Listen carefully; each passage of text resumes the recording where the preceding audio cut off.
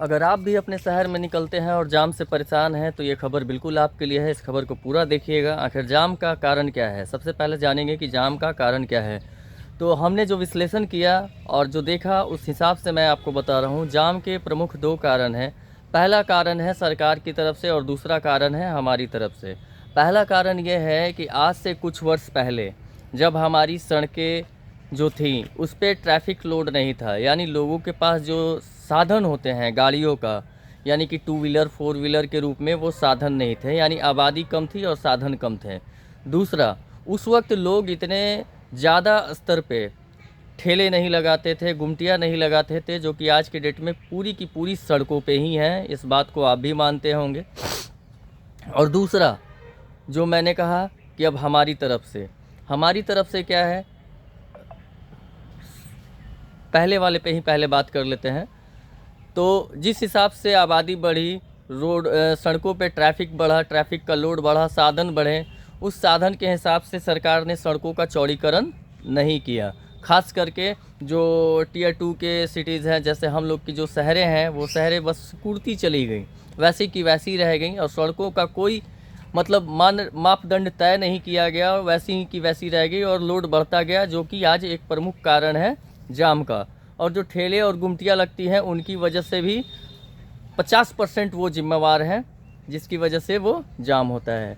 दूसरा, आज के डेट में आप पूरे भारत में, पूरे बिहार में, पूरे भोजपुर में या किसी भी राज्य के किसी भी ज़िले में आप चले जाइए, आप एक चीज़ देखेंगे, लोगों की मेंटालिटी इतनी गंदी हो चुकी है कि उसका कोई हिसाब नहीं है। उसमें शायद मैं भी हो सकता हूँ और आप जो सुन रहे हैं तो आप भी हो सकते हैं। अगर ये मानसिकता हम लोग नहीं बदलेंगे, नहीं छोड़ेंगे, तो हम लोग जो कल्पना करते हैं कि विदेश में ऐसे है वैसे है, विकसित राज्य होना चाहिए, साफ़ सुथरा शहर होना चाहिए, बिल्कुल भी नहीं होगा। आज के डेट में आप अपने आसपास में देख लीजिए, लोग लाखों रुपए एडवांस देके, हज़ारों रुपए का किराया देके एक दुकान लेते हैं और दुकान छोड़ के आगे 10 फीट 12 फीट तक दुकान लगाते हैं। किसी ने 4 फीट लगा रखा है, किसी ने 5 फीट लगा रखा है, किसी ने 10 फीट लगा रखा है।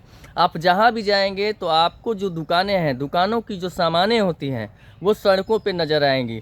इसमें ज़िला प्रशासन का भी फेलियर है कि वो उन पर सख्ती से कार्रवाई नहीं करती है। दूसरा, ये हमारी और आपकी मानसिकता पे भी निर्भर करता है कि पता नहीं हम लोग इतने मैच्योर्ड होके लोग वो से कहते हैं कि हम पढ़े लिखे शिक्षित लोग हैं, उसके बावजूद भी लाखों रुपए का एडवांस, हज़ारों रुपए का किराया, और उसके बाद भी हम सड़कों पे अपनी दुकान लगाते हैं और उसके बाद ठेले वाले कब्जे कर लेते हैं, जिस कारण से जाम की समस्या होती है। तो ये पूरा का पूरा हम लोग का अतिक्रमण का जो खेल है वो हमारे और सरकार के बीच में एक सिक्के के दो पहलू की तरह चल रहा है। और इसका निष्कर्ष तभी हो सकता है कि जब हम अपनी मानसिकता बदलें और सरकार से पर्याप्त मांग करें, तभी जाके ये संभव है। और प्रशासन को भी सख्ती से इस पे कार्रवाई करनी चाहिए, यानी कि एक दायरा देना चाहिए। आपकी दुकान के अंदर ही होनी चाहिए, दुकान के बाहर नहीं।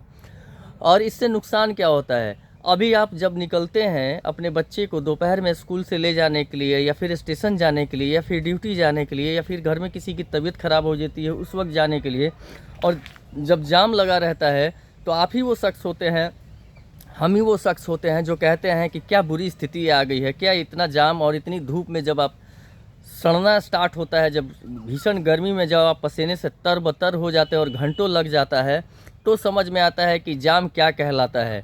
और दूसरा, जाम की वजह से हमारे पूरे देश में और बिहार की मैं बात करूं तो लगभग 20 से 25% का जो ईंधन होता है वो जल जाता है।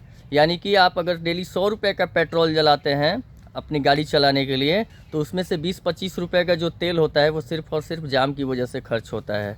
तो इस बात को ज़रूर सोचिएगा कि हम क्या कर रहे हैं, इस पे कैसे सुधार कर सकते हैं। सिर्फ एक आदमी के सुधरने से और सरकार के काम करने से नहीं होगा, हम सबको सुधरना होगा, हम सबको अपने आप में सुधार लाना होगा, तभी जाके ये सुधार संभव है। अगर आपको मेरी बात अच्छी लगी हो तो अपने मित्रों के साथ ज़रूर शेयर कीजिएगा और लाइक कीजिएगा। तब तक के लिए आप मुझे आज्ञा दीजिए। जय भारत, जय हिंद।